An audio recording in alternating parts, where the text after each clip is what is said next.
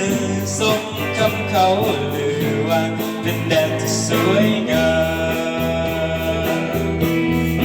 มาบัดนี้ทงสาลีได้เห็นกับตางามแท้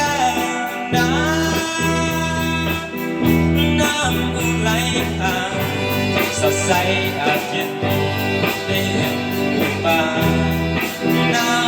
สะอ่อนแท้เสียงกำลังสาวมงสาวนักนกร้างองค์บางทิ้งช้า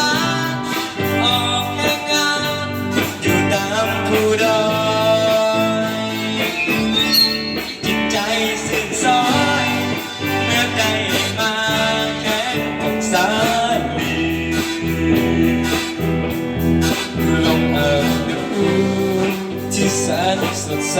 เหมือนอาบน้ำใจสาวของสาลียิ้มแย้มแจ่มใสว่าจะอ่อนหวานสมคำกล่าวขานงามเธอของสาลียิ้มแย้มแจ่มใสว่าจะอ่อนหวานสมคำกล่าวขานงามเธอของสาลี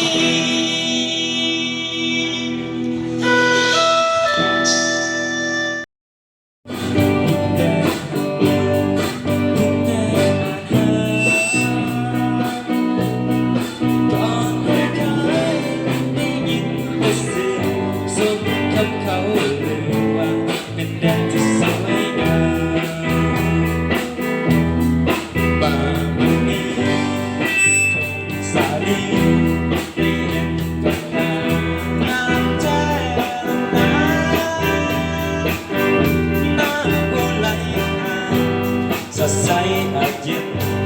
ได้เห็นบุพานาสะอ่อนแท้งามเสียงกำลัง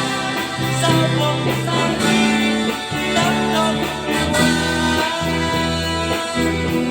วงบังทิ้งช้าออกแห่งงานอยู่ตามภูดอ